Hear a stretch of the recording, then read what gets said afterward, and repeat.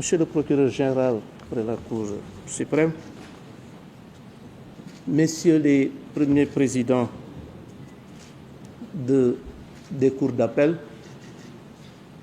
Messieurs les procureurs généraux près les dites cours, Monsieur le président de l'Union des magistrats sénégalais,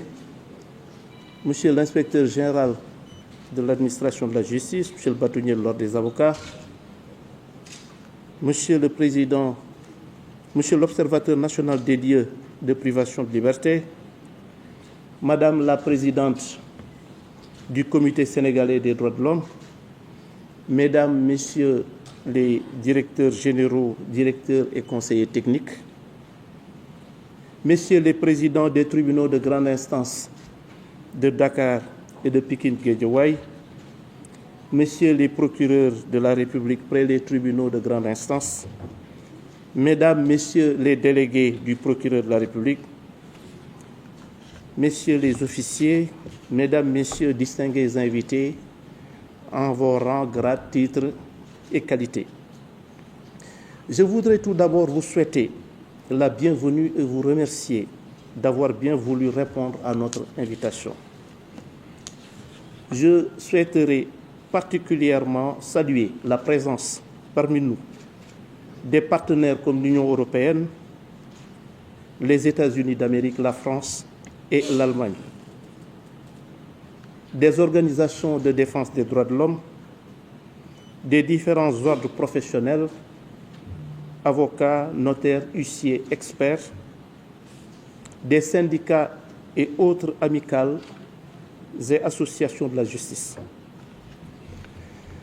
C'est un honneur pour moi de présider pour la première fois cette conférence annuelle des chefs de parquet qui, comme on a l'habitude de le dire, constitue un creuset privilégié d'échanges et de discussions pour évaluer et, si nécessaire, réarticuler la politique pénale du gouvernement et l'exercice de l'action publique. Je suis d'autant plus honoré que j'ai exercé la quasi-totalité de ma carrière de magistrat au sein de la grande famille du parquet,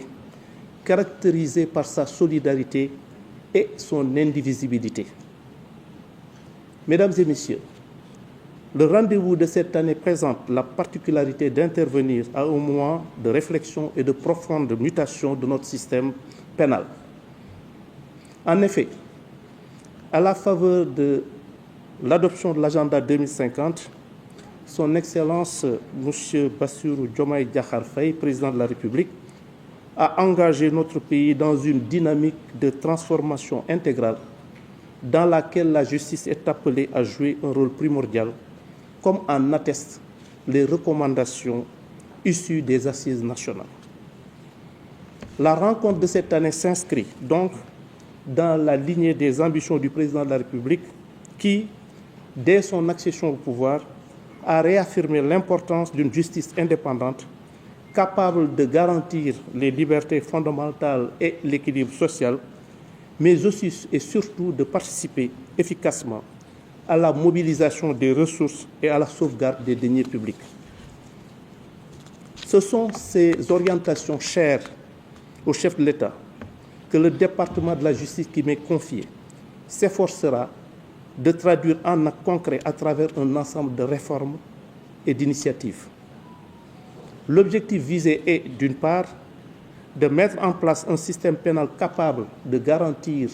la maîtrise de la population carcérale en vue de l'amélioration substantielle des conditions de détention et, d'autre part, de renforcer la contribution de la justice à la couverture des charges publiques. Ces deux thématiques cruciales cristalliseront d'ailleurs l'essentiel des discussions de notre rencontre. Mesdames et messieurs, en dépit des nombreuses réformes législatives et réglementaires entreprises ces dernières années,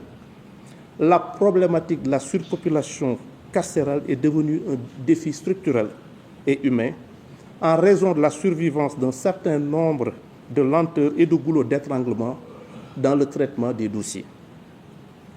Mesdames et messieurs les représentants du ministère public, le renforcement de l'implication de la justice dans la sauvegarde des ressources publiques et sa contribution active dans l'économie nationale implique de notre part une redynamisation du processus de recouvrement des amendes, confiscation et autres frais de procédure dont le produit devrait constituer une source importante de recettes pour le budget de l'État. Des avancées importantes ont été réalisées dans ce sens avec la conception d'un guide pour le recouvrement des amendes, l'installation d'un bureau d'exécution des peines dans certaines juridictions dites pilotes comme Saint-Louis et le déploiement de plusieurs moyens matériels. Cependant, l'exploitation des statistiques reçues récemment des différents parquets montre que l'exécution des condamnations pécuniaires bute encore sur un certain nombre de défis liés notamment à l'anachronisme du processus d'exécution, l'éparpillement des responsabilités, l'absence de coordination entre les acteurs impliqués et l'insuffisance de personnels et de moyens. Les études récentes, sous mon autorité, effectuées par la Direction des affaires criminelles et des grâces, révèlent en effet que rien qu'au tribunal de grande instance de Dakar, le montant des amendes prononcées entre 2022 et 2024 et non encore recouvrées s'élève à plus de 3 milliards de nos francs. Cela renseigne, mesdames et messieurs, aussi bien sur l'importance de la contribution que la justice peut apporter à l'économie nationale, mais aussi et surtout sur l'urgence d'une exécution effective des décisions. C'est sur ce chantier des mesures correctives et des bonnes pratiques pour un désengorgement progressif des prisons et un recouvrement effectif des condamnations pécuniaires que je vous engage, mesdames et messieurs les représentants du ministère public. Je reconnais tout votre dévouement à la tâche et la qualité du travail que vous abattez quotidiennement, le plus souvent dans des conditions particulièrement difficiles. Il me semble toutefois important de partager avec vous certains défis tirés de l'analyse de quelques statistiques reçues des parquets et des cabinets d'instruction. L'implication du ministère public dans la mise en œuvre des modes d'aménagement des peines destinés à récompenser les efforts de resocialisation fournis par certains condamnés reste encore insuffisante, voire marginale. Les dossiers en attente de réquisitoire définitif dans les parquets, les lenteurs dans le traitement et la transmission des dossiers frappés d'appel, les retards constatés dans l'enrôlement et la mise en état des procédures continuent d'atténuer les performances que vous avez réalisées dans d'autres aspects de la justice pénale. Enfin, votre implication dans le suivi du bon fonctionnement des cabinets d'instruction en relation avec les autorités compétentes reste encore un défi majeur pour lutter efficacement contre les longues détentions préventives. Mesdames et messieurs, pour la prise en charge de ces défis, je voudrais vous réitérer ma disponibilité et mon engagement, ainsi que l'attention particulière que j'accorde à vos préoccupations et aux propositions pertinentes que vous ne manquerez pas de formuler dans le sens d'une maîtrise de la population carcérale et d'une exécution des sanctions pécuniaires.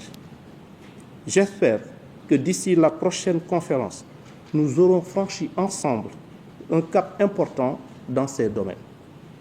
Sur ce, je déclare ouverte la conférence nationale des chefs de parquet portant sur les thèmes redynamisation des bureaux d'exécution des peines et réponse à la problématique de la surpopulation carcérale. Je vous remercie de votre aimable attention.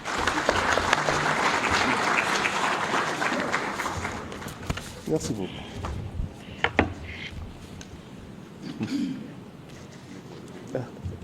Parfait. Merci beaucoup, Monsieur le ministre de la Justice Garde des Sceaux. Nous allons maintenant passer à la photo de famille qui est prévue au niveau du pôle de l'hôtel.